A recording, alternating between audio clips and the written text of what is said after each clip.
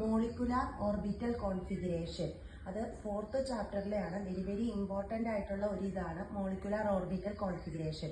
അതിൻ്റെ അകത്ത് ഇലക്ട്രോണിൻ്റെ എണ്ണം 14 14ൽ കൂടുതലോ, അതായത് ഇലക്ട്രോൺസിൻ്റെ എണ്ണം 14 14ൽ താഴെയാണ് എങ്കിൽ, അതായത് ഇലക്ട്രോൺസിൻ്റെ എണ്ണം 14ൽ താഴെയാണ് എങ്കിൽ വരുന്ന ഓർഡർ ആദ്യം നമുക്ക് പഠിക്കാം.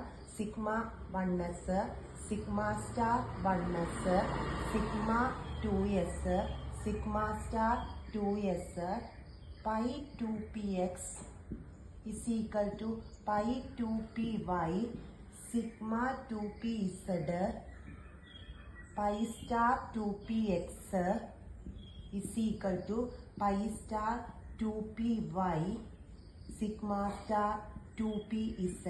അതായത് ഇലക്ട്രോൺസിൻ്റെ എണ്ണം 14 താഴെയോ വന്നാൽ, ഇലക്ട്രോൺസിൻ്റെ എണ്ണം 14 താഴെയോ വന്നാൽ P X P Y P Z എന്ന ക്രമത്തിലായിരിക്കും വരുന്നത്. P X P Y P Z എന്ന ക്രമത്തിലായിരിക്കും വരുന്നത്.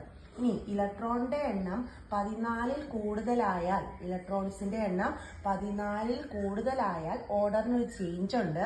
അത് വരുന്നത് sigma 1s, sigma star 1s, sigma 2s, sigma star 2s, pi 2px 2py. അതിന് പകരം ആദ്യം സിഗ്മ 2pz വരും. അതിന് ശേഷമാണ് ഏത് വരുള്ളൂ? Pi 2px is equal to pi 2py വരുള്ളൂ. പിന്നെ വരുന്നത് അതിൻ്റെ തന്നെ ആദ്യം എഴുതിയതുപോലെ തന്നെ കറക്റ്റ് ഓർഡറിൽ തന്നെയാണ് വരുന്നത്.